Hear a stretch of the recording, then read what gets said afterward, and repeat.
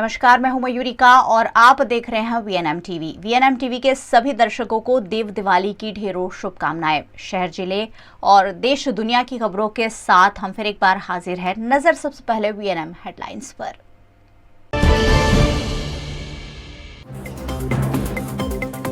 देव दिवाली पर लगा 2022 का आखिरी चंद्र ग्रहण। देश विदेश में दिखा चंद्र ग्रहण का नजारा।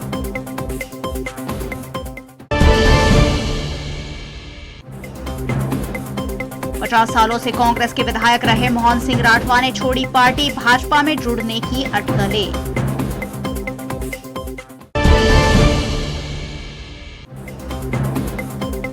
और नाइजीरिया में फंसे वडोदरा के युवक को भारत लाने की मांग। सांसद रंजन बेन ने विदेश मंत्रालय को लिखा पत्र। साल 2022 का आखिरी चंद्र ग्रहण आज देश के कई हिस्सों में पूर्ण रूप से तो कई हिस्सों में आंशिक रूप से देखने मिला। आज 8 नवंबर को मंगलवार और देव दिवाली के दिन पर आखिरी चंद्र ग्रहण इस साल का देखने मिला। इस चंद्र ग्रहण का सूतक लगने से आज सुबह से ही देश में मंदिर भी बंद रहे। ग्रहण भारत में ज्यादातर हिस्सों में आंशिक रूप से देखने मिला। सबसे पहले अरुणाचल प्रदेश में पूर्ण चंद्र देखा गया। भारत में ग्रहण दिखाई देने के कारण इसका सूतक काल भी मान्य किया गया। दुनिया की कई जगहों पर पूर्ण ग्रहण भी देखा गया। अरुणाचल प्रदेश की राजधानी ईटानगर में पूर्ण ग्रहण के साथ चंद्रोदय सबसे पहले देखा गया। उज्जैन की जीवाजी वेधशाला के अधीक्षक डॉक्टर राजेंद्र गुप्त के मुताबिक कोलकाता, कोहिमा, पटना, पुरी, रांची में पूर्ण और शेष भारत में आंशिक चंद्र ग्रहण देखने मिला। दिल्ली में शाम 5:28 पर चंद्रग्रहण शुरू हुआ। मुंबई में ये करीब 6 बजे शुरू हुआ। 6:20 पर ग्रहण खत्म हो गया। अगले साल 2023 में भी कुल 4 ग्रहण होंगे, जिनमें से 2 सूर्य और 2 चंद्र ग्रहण रहेंगे। लेकिन भारत में सिर्फ एक आंशिक चंद्र ग्रहण ही दिखेगा, इसलिए आज का चंद्र ग्रहण काफी अहम रहा। कई खगोलविदों ने इस चंद्र ग्रहण के अभ्यास का भी लाभ लिया। दुनिया के बाकी देशों की बात करें तो चंद्र ग्रहण सबसे पहले 2:39 पर प्रशांत महासागर क्षेत्र में देखने मिला। इसके बाद ये अमेरिका होते हुए ऑस्ट्रेलिया और फिर जापान में देखा गया। अमेरिका और ऑस्ट्रेलिया में ये आधा दिख रहा था। कुछ देर बाद ही दोनों देशों में ब्लड मून भी देखने मिला। हालांकि जापान में चंद्र ग्रहण आंशिक तौर पर ही देखा गया। 50 सालों से पार्टी से जुड़े कांग्रेस के सीनियर विधायक मोहन सिंह राठवा ने अचानक विधानसभा चुनाव से पहले पार्टी से इस्तीफा देकर गुजरात की सियासत में राजनीतिक भूचाल ला दिया है। गुजरात में विधानसभा चुनाव के माहौल के साथ ही दल बदल का माहौल भी रंग पकड़ता जा रहा है। गुजरात में कांग्रेस के सीनियर विधायक रहे मोहन सिंह राठवा ने कांग्रेस पार्टी से इस्तीफा दे दिया है और अटकलें लगाई जा रही हैं कि वो जल्द भारतीय जनता पार्टी में जुड़ेंगे। मोहन सिंह राठवा 11 बार चुनाव लड़ चुके हैं, जिसमें से 10 बार चुनाव जीत भी चुके हैं। मोहन सिंह राठवा के कांग्रेस छोड़कर भाजपा में जुड़ जाने से कांग्रेस को चुनाव से ऐन पहले काफी तगड़ा झटका लगा है। 50 साल से कांग्रेस के साथ जुड़े हुए सीनियर नेता मोहन सिंह राठवा के पार्टी के इस्तीफे पर कई तरह के सवाल भी उठ रहे हैं। कहा जा रहा है कि उन्होंने अपने बेटे के लिए भारतीय जनता पार्टी ज्वाइन करने का मन बनाया है। इस मामले कांग्रेस के राष्ट्रीय प्रवक्ता आलोक शर्मा ने मोहन सिंह राठवा पर निशाना साधा। इस बारे में क्यों पार्टी उन्होंने छोड़ी है या रिजाइन क्यों किया है, इस बारे में बेहतर वही बता सकते हैं। इतना ज़रूर है कि चुटनी का समय है, लोग आएंगे भी और जाएंगे भी। कांग्रेस पार्टी एक बहुत पुरानी वरिष्ठ पार्टी है जो हमारी आइडियोलॉजी के साथ जुड़कर हमारे अंदर समाहित होकर आना चाहता है, उसका स्वागत है। और जिसको लगता है कि उनकी महत्वाकांक्षाएं ज़्यादा बड़ी हैं, उनको हमारी शुभकामनाएं हैं। वो जहां भी जाएं अच्छे से रहें और उनका राजनीतिक भविष्य अच्छा है। आलोक जी, आदिवासी में सबसे बड़ा नाम था उनका, 10 बार 11 बार लड़ चुके हैं वो इलेक्शन, और इस बार तो उन्होंने बताया था कि इस बार वो लड़ेंगे भी नहीं इलेक्शन। तो क्या वजह रही होगी, आप क्या मानते हैं? देखिए, मेरे पास अभी आधिकारिक कोई जानकारी नहीं है कि क्या वजह उनकी रही होगी। ज़रूर कोई ना कोई पारिवारिक क्रिकेट का या उससे कोई रिलेटेड चीज़ रही होगी। इस बारे में बेहतर वही उत्तर दे सकते हैं। लेकिन इस बार मैं आप लोगों को बता रहा हूँ कि कांग्रेस पार्टी सत्ता में आ रही है और गुजरात की जनता का पूरा आशीर्वाद हमें है। इतना ज़रूर है कि इतने सीनियर जब हमारे लीडर्स होते हैं, इसलिए लंबे समय से वो हमसे जुड़े रहे, अगर जाते हैं तो कहीं ना कहीं हमें दुख भी होता है। लेकिन इस बार गुजरात की जनता भाजपा सरकार से, भाजपा के भ्रष्टाचारी मॉडल से त्रस्त है और कांग्रेस पार्टी को पूरा आशीर्वाद गुजरात की जनता का मिल रहा है। शिप लेकर पश्चिम अफ्रीका के इक्वेटोरियल गिनिया गए वडोदरा के इंजीनियर युवक समेत के 16 लोगों को 3 महीने से बंधक बनाकर रखा गया है, जिन्हें छुड़वाने की मांग की जा रही है। पिछले 90 दिनों से पश्चिम अफ्रीका के इक्वेटोरियल गिनिया में फंसे वडोदरा के युवक इंजीनियर को छुड़वाने के लिए वडोदरा की सांसद रंजन मैन भट्ट ने विदेश मंत्रालय को पत्र लिखा है। आज को अभी जहाज से 15 लोगों को उतार के इक्वेटोरियल गिनी मलाबो में एक डिटेंशन, एक जेल जैसी जगह पर लाके रखा गया है। हमारे पास खाने पीने के लिए पानी नहीं है, कोई बिस्तर नहीं है, कुछ नहीं है। हमें यहाँ पे अंदर बंद रखा गया है और बाहर जाने की अनुमति नहीं है। बाहर सिक्योरिटी गार्ड है और हमें ऐसा लगता है कि यहाँ से अभी हमें नाइजीरिया भेजने का कोई और तरीका निकाला जाएगा। हम आपसे विनती करते हैं कि हमारी मदद करिए। हमारी फैमिलीज हमें चाहती हैं, हम वापस आए, हमारी मदद करिए और हम सबको प्लीज घर वापस लाइए, घर वापस लाइए। गवर्नमेंट ऑफ इंडिया से हमारी विनती है कि गवर्नमेंट ऑफ इंडिया करें, हमारी मदद करें, वही कर सकते हैं हमारी मदद और हमें घर सेफली वापस लाएं। इंजीनियर की पत्नी ने भी सरकार को इस मामले जल्द से जल्द ठोस कदम लेने की विनती की है। दरअसल वडोदरा के अलकापुरी के चीकूवाड़ी की सुवर्णपुरी सोसाइटी में रहने वाले हर्षवर्धन शौचे फरवरी महीने में इक्वेटोरियल गिनिया गए थे, तब ये घटना घटी थी। उनके शिप के साथ कई लोगों को हिरासत में ले लिया गया है। इस घटना को 3 महीने बीत गए हैं, लेकिन अब तक दंड भरने के बावजूद इन युवकों को छोड़ा नहीं गया है। ऐसे में सभी युवकों के परिवारजन परेशान हैं। इन सभी को छोड़े जाने की मांग की जा रही है। जिस कंपनी का शिप लेकर ये सभी गए हैं, उस कंपनी द्वारा इक्वेटोरियल गिनिया को दंड भी भर दिया गया है। उसके बावजूद 3 महीने से अवैध रूप से इन लोगों को हिरासत में रखा गया है। इस मामले जल्द से जल्द ठोस कदम उठाए जाने की मांग हर्षवर्धन की पत्नी स्नेहा शौचे ने की है।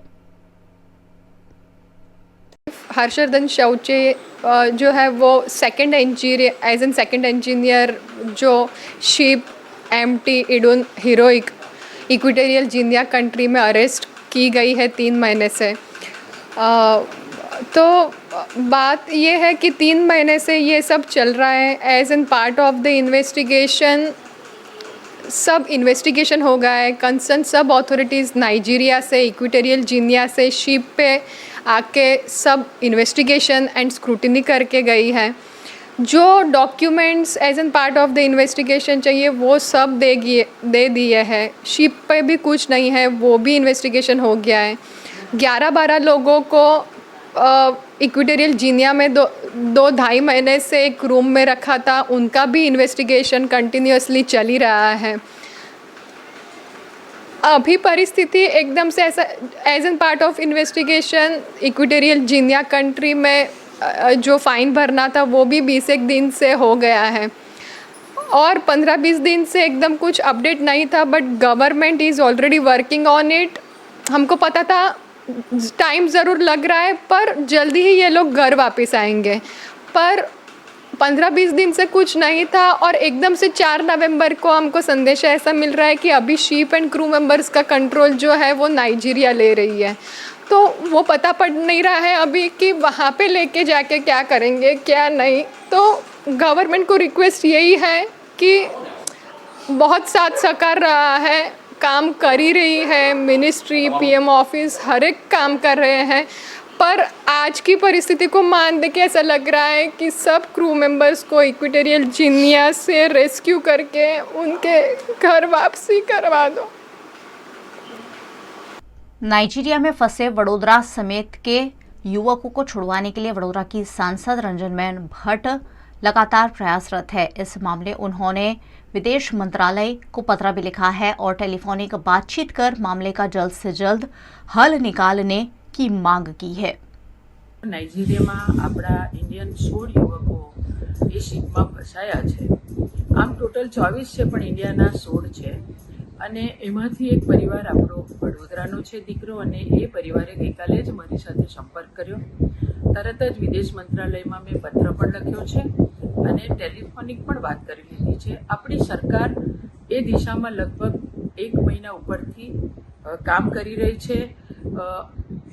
આમ તો વડાપ્રધાન નરેન્દ્ર મોદીજી વડાપ્રધાન બન્યા પછી વિદેશમાં આપણો કોઈ પણ ભારતીયને કંઈ પણ તકલીફ હોય, આપણું વિદેશ મંત્રાલય એ તાત્કાલિક કામે લાગીને એ પરિવારને મદદ કરીને પોતાના વતન પરત લાવવા માટેની ચિંતા કરતું હોય છે.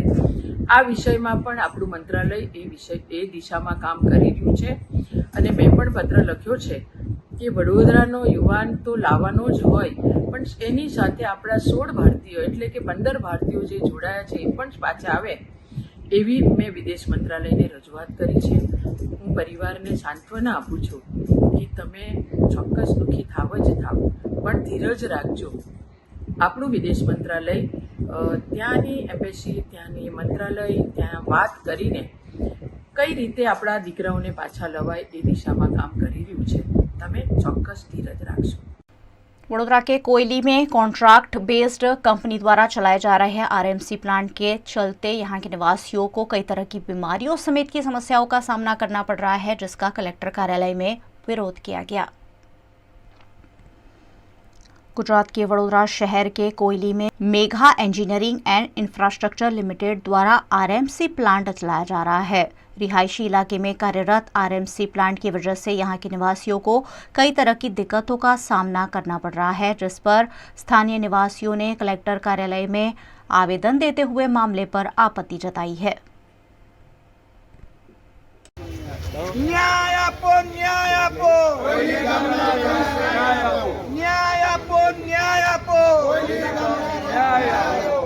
आज हम बड़ौदा कलेक्टर साहब के पास बड़ौदा तालुका का जो कोयली गांव हमारा है, ये कोयली गांव में आरएमसी प्लान एक है. वो आरएमसी प्लान से बहुत डस्ट होता है और रेसिडेंस जोन पूरा है. रेसिडेंस जोन के अंदर ये प्लान की परमिशन किसने दी? बहुत लोग परेशान हो रहे हैं, बच्चे परेशान हो रहे हैं, दुकानदार परेशान हो रहा है, जो राहदारी लोग हैं वो लोग परेशान हो रहे हैं. अगल बगल की सोसाइटी वाले को बहुत डस्ट से टीबी जैसा रोग का अभी शुरुआत भी हो गया है.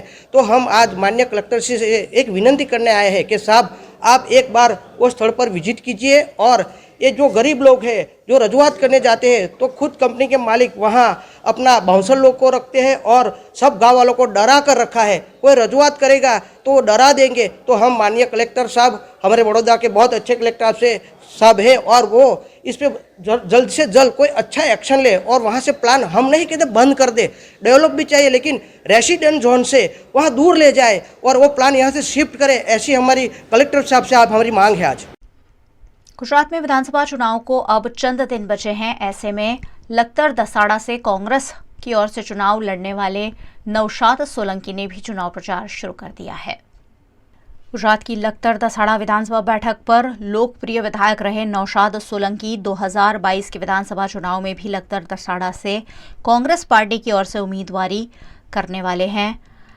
उन्होंने आज स्वयंभू महादेव ऊटेश्वर दादा के चरणों में शीश नवाकर अपने चुनाव प्रचार की शुरुआत कर दी है. नौशाद सोलंकी ने लोगों के बीच जाकर हाथ जोड़कर फिर एक बार उनके लिए समर्थन मांगा. इस दौरान कांग्रेस के नेताओं की भी उनके साथ उपस्थिति रही. नौशाद सोलंकी इस इलाके में लोकप्रिय विधायक रहे हैं और फिर एक बार विधानसभा 2022 में अपनी मजबूत दावेदारी पेश कर रहे हैं. विधानसभाની ચૂંટણી આ ડિસેમ્બર 2022ના અમે દસાડા વિધાનસભાની અંદર આજે લખતર તાલુકાની અંદર પ્રચારના શ્રી ગણેશ કર્યા છે. લખતર તાલુકાના સદાદ ગામે સ્વયંભૂ ઉટેશ્વર મહાદેવના મંદિરથી અમે દર્શન કરી બધા જ અમારા કોંગ્રેસના બધા જ આગેવાનો, કાર્યકર્તાઓ, પક્ષના બધા હોદ્દેદારો સાથે આજે અમે ચૂંટણી પ્રચારના શ્રી ગણેશ કર્યા છે. वीएनएम बुलेटिन में वक्त है एक छोटे से ब्रेक का. बने रहिए हमारे साथ. ब्रेक के उस पार भी खबरों का सिलसिला लगातार जारी रहेगा. देखते रहिए वीएनएम. भारत ले रहा है इलेक्ट्रिक अंगड़ाई. क्यों ना हम साथ चले, साथ बढ़े, देश मेरे, देश को ले जाए नई दिशा की ओर. आपका जॉय, भारत का जॉय. ધોરણ 12 પછી કેનેડામાં ઓછામાં ઓછા બજેટમાં કઈ રીતે સ્ટડી કરી શકાય એનું સંપૂર્ણ માર્ગદર્શન મેળવવા આજે જ વિઝિટ કરો કાનન ઇન્ટરનેશનલ, જ્યાં તમને મળશે IELTS, PTE, TOEFL, GRE અને સેટના કોચિંગ સાથે કોલેજ યુનિવર્સિટીના study options, facilities like mock test, SOP, EMI, education loan, visa filing અને pre departure everything under one roof. તો આજે જ આવો Kanan international at Trident complex, racecourse road, Vadodara. વડોદરાના ઘણા વિસ્તારો જેમ કે અકોટા, માંજલપુર, અલકાપુરી, મકરપુરા વગેરે વગેરે વિસ્તારોના લોકો ચિંતામાં છે. આ ચિંતાનું કારણ છે વડોદરાના લોકોમાં વધતી ઈર્ષા. જી હા, અને આ ઈર્ષાનો સ્ત્રોત છે તરસાલી એરિયામાં આવેલ રેઝિડેન્શિયલ પ્રોજેક્ટ દર્શનમ પ્લેસ. ઘણી બધી એમ્યુનિટીઝથી ભરપૂર આ 2 અને 3 BHK પ્રોજેક્ટ બની ગયો છે નવા ઘર શોધવાવાળા લોકો માટે એક અનોખો અવસર. भारत ले रहा है इलेक्ट्रिक अंगड़ाई. क्यों न हम साथ चले, साथ चले, साथ बढ़े, साथ बढ़े, देश मेरे, देश मेरे. देश को ले जाए नई दिशा की ओर. आपका जॉय, भारत का जॉय. केंद्रीय उद्योग मंत्री पीयूष गोयल आज गुजरात के वडोदरा शहर आए और यहां उन्होंने बिजनेसमैन से संवाद भी किया. केंद्र के उद्योग मंत्री पीयूष गोयल व्यवसाय से जुड़े लोगों के साथ संवाद के लिए वडोदरा शहर आए. इस दौरान भारतीय जनता पार्टी द्वारा वडोदरा के वासविक हॉल में संवाद कार्यक्रम आयोजित किया गया, जिसमें उद्योगों से जुड़े कई लोग शामिल हुए. इस दौरान केंद्रीय मंत्री पीयूष गोयल ने मीडिया से बातचीत में कहा कि गुजरात विधानसभा के चुनाव को लेकर भी इस संवाद में काफ़ी चर्चा की गई है.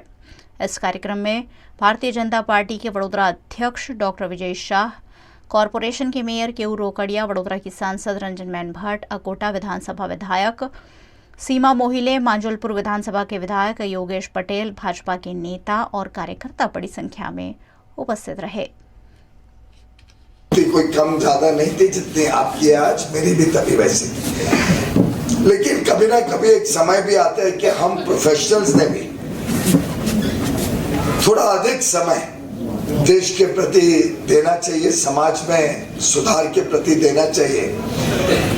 और मेरे ख्याल से उस भावना को अगर हम रखें तो राजनीति एक ऐसा माध्यम है जिससे आप बहुत काम कर सकते हैं, बहुत बड़े समाज में प्रभाव कर सकते हैं. और मैं समझता हूँ विजय भाई डॉक्टर हैं, इतना समय दे रहे हैं, यहाँ पे अन्य अन्य प्रोफेशनल्स बैठे हैं, आप सब कई पदाधिकारी हैं, इंस्टीट्यूट ऑफ चार्टर्ड अकाउंटेंट्स के, इंस्टीट्यूशन ऑफ इंजीनियर्स के, आप सब अपने अपने रूप में देश के लिए काम कर रहे हैं, देश के निर्माण के लिए काम कर रहे हैं. विधानसभा चुनाव के मद्देनजर वाघोड़िया विधानसभा में कांग्रेस पार्टी द्वारा आयोजित परिवर्तन संकल्प यात्रा में राजस्थान के मुख्यमंत्री अशोक गहलोत भी शामिल हुए. गुजरात की 136 वाघोड़िया विधानसभा में कांग्रेस द्वारा परिवर्तन संकल्प यात्रा का आयोजन किया गया, जिसमें राजस्थान के मुख्यमंत्री अशोक गहलोत भी शामिल हुए. फाजलपुर हाईवे पर राजस्थान के मुख्यमंत्री अशोक गहलोत का गर्मजोशी के साथ स्वागत किया गया. अशोक गहलोत द्वारा 136 वाघोड़िया विधानसभा के संभावित प्रत्याशी योगपाल सिंह उपेंद्र सिंह गोहिल को हार पहनाकर उनका स्वागत किया गया. इस दौरान योगपाल सिंह के समर्थकों द्वारा योगपाल सिंह तुम आगे बढ़ो, हम तुम्हारे साथ है के नारे लगाए गए. 136 वाघोड़िया विधानसभा के संभावित उम्मीदवार की अगुवाई में हजारों की संख्या में कांग्रेस कार्यकर्ताओं और समर्थकों द्वारा परिवर्तन संकल्प यात्रा का आयोजन किया गया, जिसका प्रस्थान अनगढ़ से किया गया. ये रैली अनगढ़ से होकर फाजलपुर, सांकरदा, पदमला, दशरथ फर्टिलाइजर, चौकड़ी, सोखड़ा होकर मंजूसर पहुंची. आज देव दिवाली का पर्व है, लेकिन आज चंद्र ग्रहण भी है. 2022 के इस आखिरी चंद्र ग्रहण के चलते वडोदरा में सुबह से ही मंदिर के कपाट बंद रखे गए.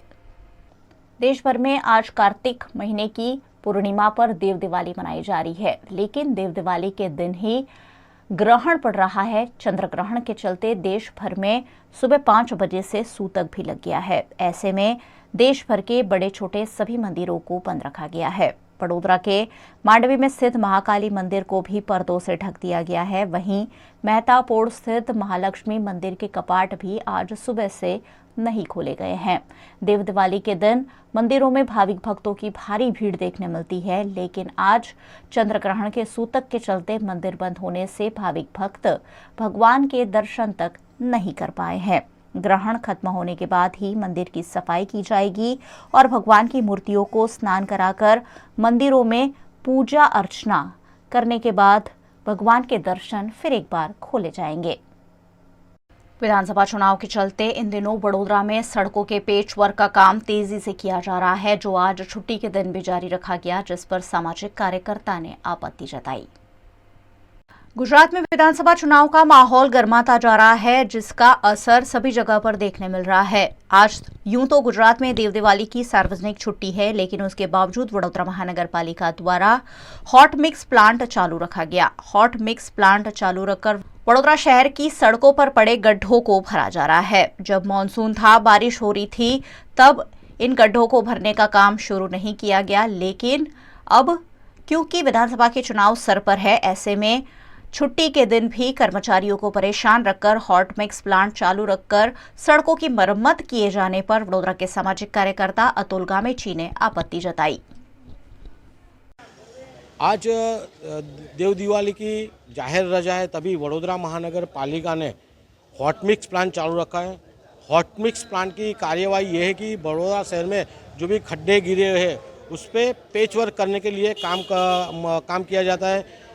आज जाहिर रजा के दिन चालू रखा है, उसका हम सख्त विरोध कर रहे हैं, क्योंकि बड़ौदा शहर के अंदर जब बारिश गिरा था, बारिश के पहले बारिश के बाद बड़ौदा शहर में बहुत सारे खड्डे गिरे थे। बड़ौदा के नागरिकों को बहुत परेशानियां भी हुई है, खड्डे में गिरे भी है। तभी वडोदरा महानगर पालिका ने पेचवर्क कहाँ किया नहीं, गड्ढे पूरे नहीं। और आज जब भी गुजरात विधानसभा 2022 का इलेक्शन है, तभी वडोदरा महानगर पालिका ने हॉट मिक्स प्लांट जाहिर रजा के दिन चालू रख के कर्मचारियों को हैरान करके जो हॉट मिक्स प्लांट चालू रखा उसका हम सख्त विरोध कर रहे हैं। और हॉट मिक्स प्लांट चालू रखने की वजह से हम म्यूनिसिपल कमिश्नर जाहिर खुलासा करें, यही हमारी मांग है। कांग्रेस के शासन में पूर्व गृह मंत्री और पूर्व वित्त मंत्री रहे पी चिदंबरम गुजरात के अहमदाबाद शहर आए और विधानसभा चुनाव के मद्देनजर उन्होंने देश की आर्थिक नीतियों और साथ ही देश में फैले भ्रष्टाचार को उजागर किया। गुजरात में इन दिनों विधानसभा चुनाव का माहौल है और इसी बीच राष्ट्रीय नेताओं की आवाजाही भी लगातार जारी है। इसी के तहत कांग्रेस के पूर्व गृह मंत्री और वित्त मंत्री रहे पी चिदंबरम गुजरात के अहमदाबाद शहर आए। यहां उन्होंने कांग्रेस अध्यक्ष जगदीश ठाकुर, राष्ट्रीय नेता आलोक शर्मा समेत के नेताओं की उपस्थिति में देश की आर्थिक नीतियों और भ्रष्टाचार को लेकर मीडिया के सामने अपने बयान दिए। मोरबी ब्रिज दुर्घटना पर भी चिदंबरम ने दुख जताया। उन्होंने कहा कि इस मुद्दे को हाई कोर्ट में उठाया जाना चाहिए। इसके अलावा कई मुद्दों पर पी चिदंबरम ने सरकार को आड़े हाथों लिया। 554वें प्रकाश पर्व यानी गुरु नानक जयंती पर आज वडोदरा के गुरुद्वारों में सिख समाज द्वारा गुरु नानक जी की अरदास लगाई गई। आज देश भर में देव दिवाली के साथ साथ गुरु नानक जयंती भी मनाई जा रही है। गुरु नानक देव जी को सिख धर्म का संस्थापक माना जाता है। उनका जन्म कार्तिक महीने की पूर्णिमा तिथि को हुआ था, जिसे गुरपुरब या प्रकाश पर्व के रूप में सिख समुदाय हर्षोल्लास के साथ मनाता है। इस बार प्रकाश पर्व यानी गुरु नानक देव की जयंती आज 8 नवंबर 2022 के दिन को मंगलवार को मनाई जा रही है। सिखों के प्रथम गुरु गुरु नानक देव जी ने एक ओमकार का संदेश दिया था, जिसका अर्थ है ईश्वर एक है।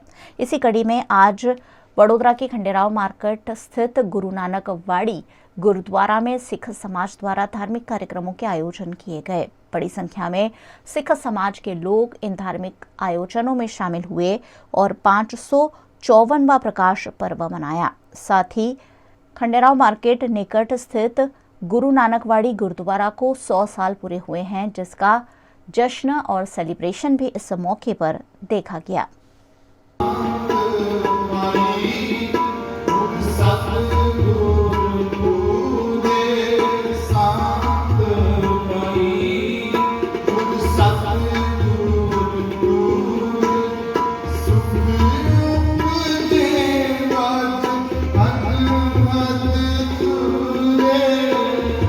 वाहिगुरू जी का खालसा वाहिगुरू जी की फतेह। संस्कारी नगरी बड़ौदा खंडेराव मार्केट में ऐतिहासिक गुरुद्वारा नानकवाड़ी वाली पवित्र पावन जगह जहाँ श्री गुरु नानक साहब आए थे, उस पावन जगह पर गादी पे विराजमान धन धन श्री गुरु ग्रंथ साहब जी को नतमस्तक होने के लिए आज श्री गुरु नानक साहब जी का 554वां जो प्रकाश पर्व है और गुरुद्वारा नानकवाड़ी का 100 साला जो शताब्दी आज प्रोग्राम है, उसके संबंध में बहुत ही प्यार सत्कार से प्रजाजन भेदभाव के बगैर सभी जाति के लोग मिलजुल के श्री गुरु नानक साहब जी के इस पावन स्थान को नतमस्तक होने आ रहे हैं। श्री गुरु नानक साहब जी का 554वां प्रकाश पर्व की हम सभी नगरजनों को, सभी धर्म प्रेमी प्रजाजनों को खूब खूब बधाई देते हैं। वाहिगुरू जी का खालसा वाहिगुरू जी की फतेह। आप सबका स्वागत है। हम इस साल 8 नवंबर को गुरुद्वारा नानकवाड़ी में जो खंडेराव मार्केट पर स्थित है 100वीं शताब्दी मतलब एक पहली शताब्दी 100 साल गुरु नानकवाड़ी को उधर संपूर्ण हुए हैं। 1922 में इस गुरुद्वारा की नींव रखी गई थी और छोटा सा गुरुद्वारा बना था। उसके बाद में 100 साल अभी पूरे हुए हैं, तो 100 साल पूरे हुए हैं, तो 100 साल के हिसाब से हम इसकी भव्य मतलब जो है अच्छी तरीके से इसको मना रहे हैं और उसके लिए बहुत सारे कार्यक्रम रखे हैं। और हमने जो हमारे गुरु नानक देव जी के जो मतलब अलग अलग प्रसंग है उसकी भी हमने जो प्रदर्शनी ऊपर रखी है।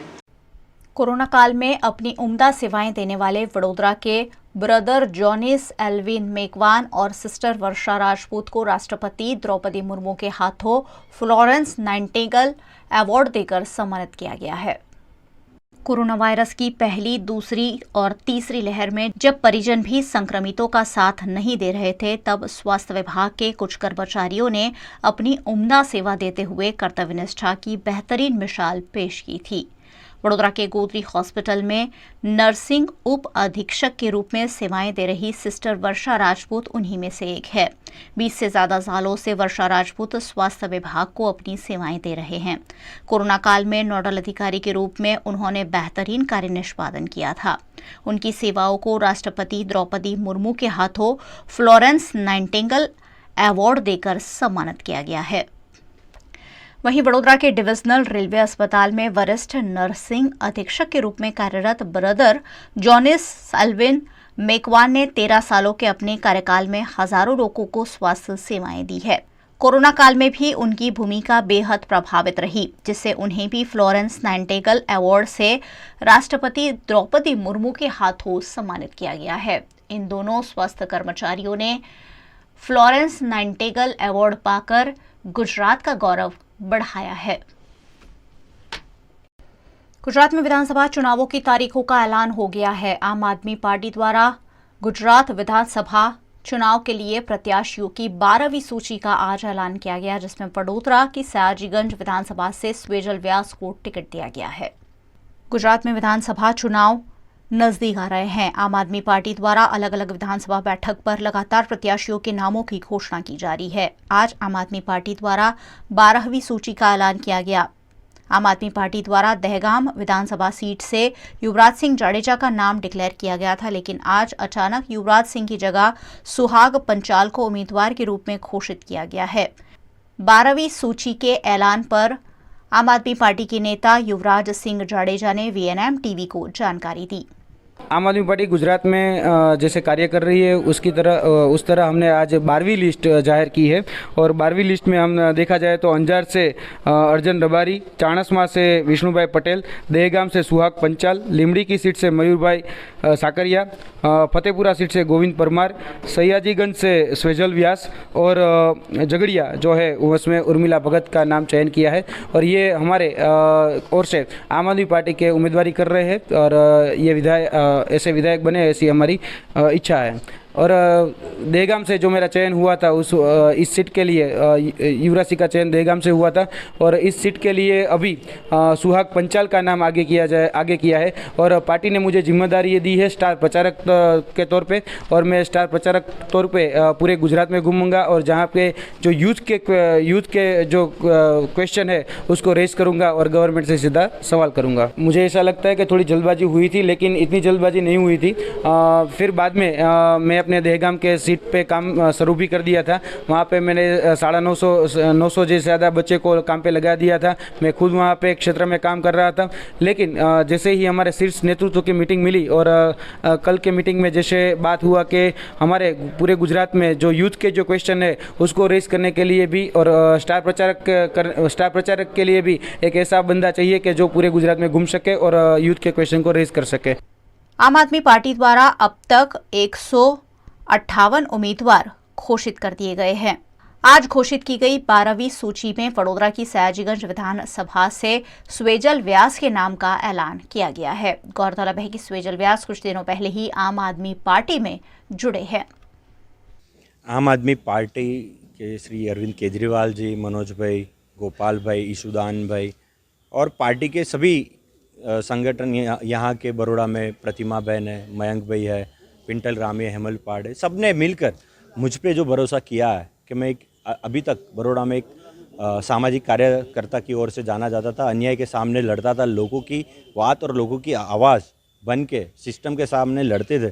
तो मुझे आम आदमी पार्टी का सयाजीगंज का कैंडिडेट डिक्लेयर करने के लिए मैं उन सबका दिल से शुक्रिया अदा करता हूँ। साथ में जो जिम्मेदारी और जवाबदारी मुझे दी है आम आदमी पार्टी की ओर से, तो उसमें हम खड़े रहेंगे और उसके जो मुद्दे, बेसिक मुद्दे, उसकी लड़ाई रहेगी और उसके लिए सयाजीगंज विस्तार में समा, सुभानपुरा, लक्ष्मीपुरा, गोत्री, निज़ामपुरा, टीपी तेर, नवायार्ड, ये सभी जगह पे लोगों की जो भी वो थी उनके लिए हम तय दिल से मजबूती से हम हमारी आवाज़ से और उनकी जो वाचा है वो गांधीनगर तक पहुंचाएंगे।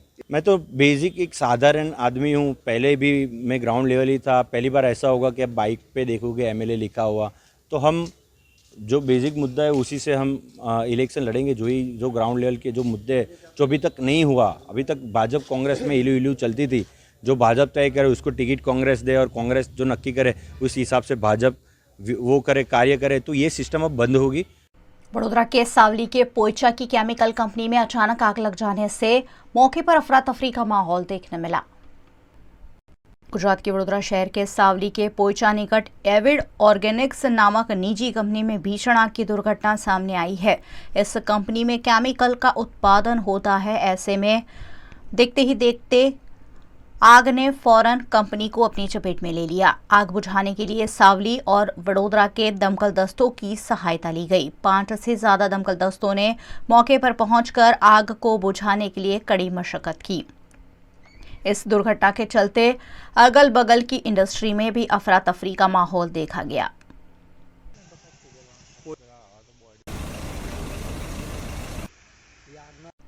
निजी कंपनियां और सरकार की मिलीभगत से कई बार ऐसे विकास कार्य कर दिए जाते हैं जो नागरिकों की जान पर खतरा बन जाते हैं। मोरबी में हाल ही में ऐसी दुर्घटना घटी है और भावनगर में भी कुछ ऐसी ही दुर्घटना घटने का अंदेशा जताया जा रहा है।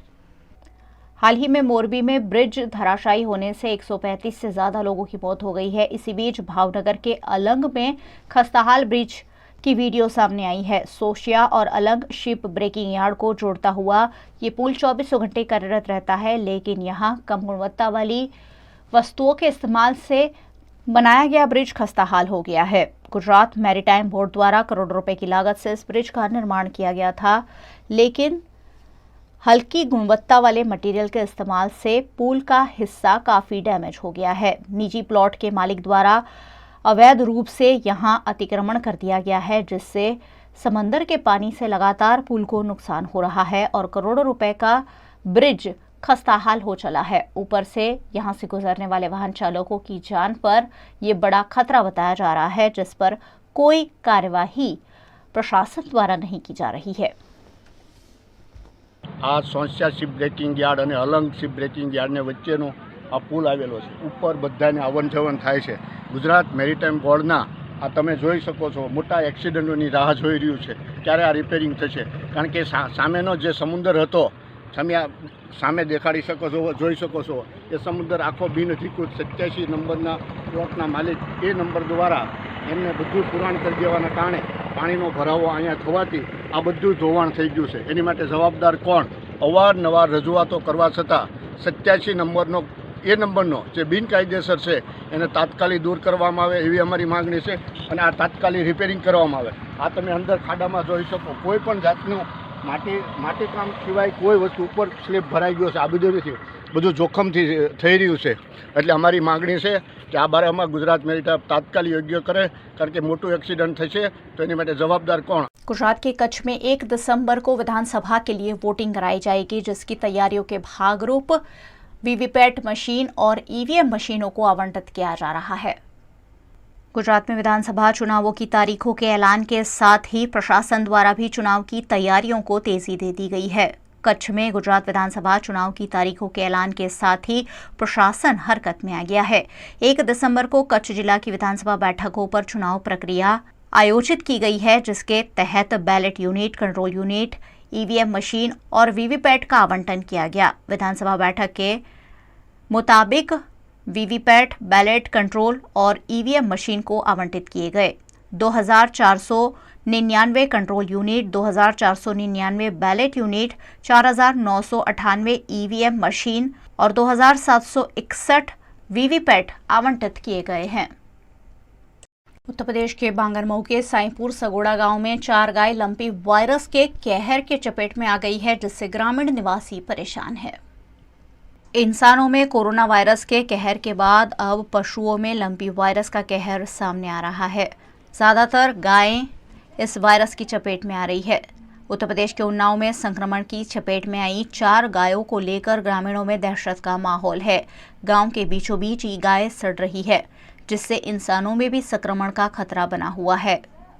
लंपी वायरस के प्रति बरती जा रही प्रशासन की लापरवाही के चलते लोग परेशान हैं और इस मामले ठोस कदम उठाए जाने की मांग कर रहे हैं. ये बीमारी फैल रही है. बीमारी फैल रही है. ये बीमारी, ये वायरस से कितने जानवर ग्रसित हैं लगभग? कम से कम कुछ नहीं, मान के चलो कुछ नहीं, जितने खड़े थोड़े बहुत वैसे कम हो इसमें. बाकी सब इसी में है. इनकी देखरेख के लिए कोई प्रशासन द्वारा कार्रवाई हुई? कोई नहीं हुआ. ग्राम प्रधान द्वारा कुछ नहीं हुआ. कुछ नहीं हुआ. अच्छा, तो यहाँ पे हमेशा के लिए जानवर इतने बैठे रहते हैं? और आते होंगे, और भी आते होंगे. गौशाला नहीं है यहाँ क्या? गौशाला है, वहाँ है, लेकिन वहाँ कुछ है ही नहीं. ये जानवरों को बीमारी ज्यादा है, लंपी फिरा जी. ये बीमारी जो ज्यादा है इनके, तो क्या इनकी देख रेख नहीं हो रही है? कोई नहीं हो रही है, ना डॉक्टर हो रहा है, कोई नहीं आ रहे हैं. अच्छा, 15 दिन से लगभग है. 15 दिन से? जी हाँ. और तो यहाँ तर कोई डॉक्टर वगैरह या कोई अधिकारी वगैरह नहीं है क्या? कोई नहीं. ये जो जानवर घूम रहे हैं, कितने हैं यहाँ पे जानवर? लगभग यहाँ 50 के आसपास ही है. 50 के बाद. और ये वायरस कितने को है? अरे इसमें हमारी समझ में 1-2 को है, दिखाई दिया है लगभग, और ज्यादा तो हमने देखा नहीं. अच्छा, यहाँ इधर उधर भाग जाते हैं ना. जी. गुजरात में विधानसभा चुनाव का माहौल है और विधानसभा चुनाव के माहौल में कानून व्यवस्था बनाए रखना जरूरी है. ऐसे में जेतपुर में सीआरपीएफ के जवानों द्वारा फ्लैग मार्च किया गया.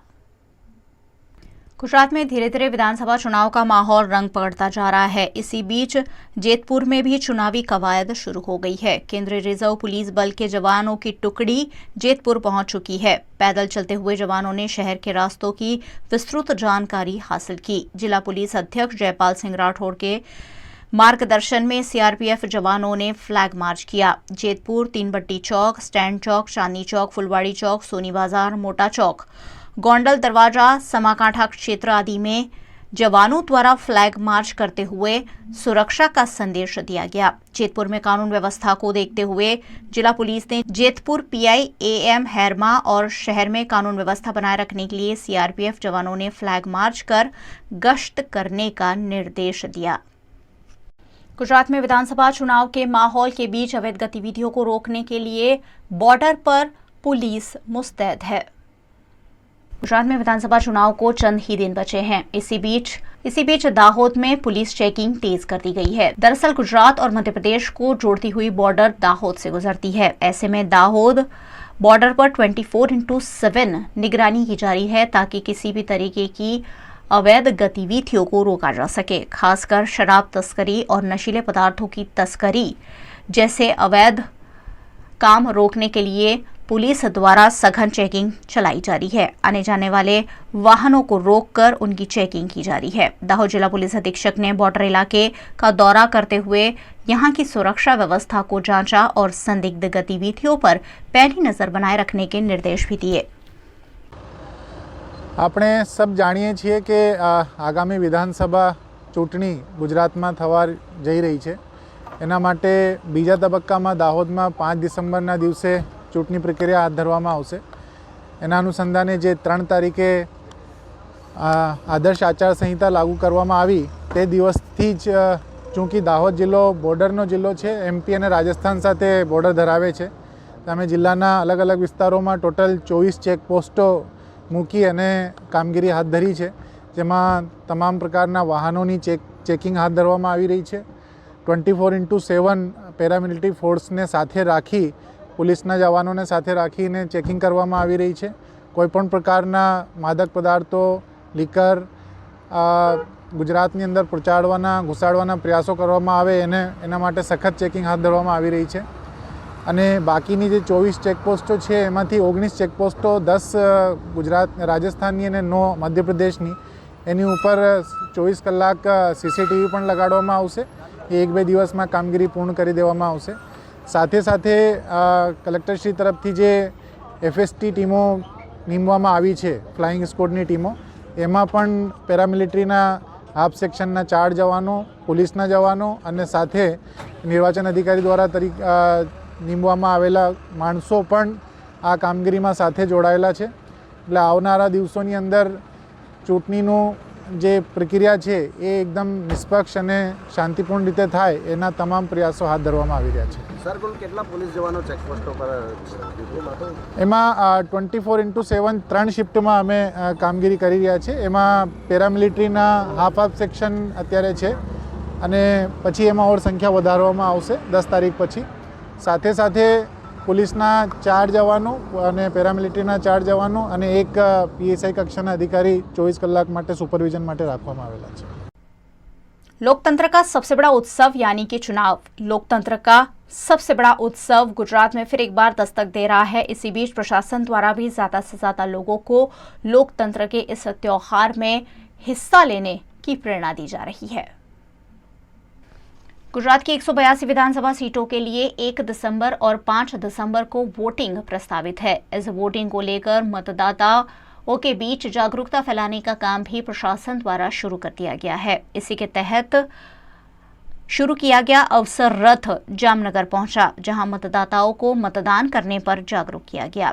गुजरात विधानसभा सामान्य चुनाव 2022 अंतर्गत लोकतंत्र के इस सबसे बड़े उत्सव में शिरकत करने के लिए सभी वर्ग के लोगों को अपील की गई। ज्यादा से ज्यादा लोग मतदान करें और लोकतंत्र की इस सबसे बड़ी प्रक्रिया का हिस्सा बने, इस आशय के साथ सभी को जागरूक किया गया। इसी के तहत जामनगर ग्राम्य की 77 विधानसभा बैठक के कई इलाकों में घूम घूम कर अवसर रथ द्वारा लोगों को मतदान करने की प्रेरणा दी गई।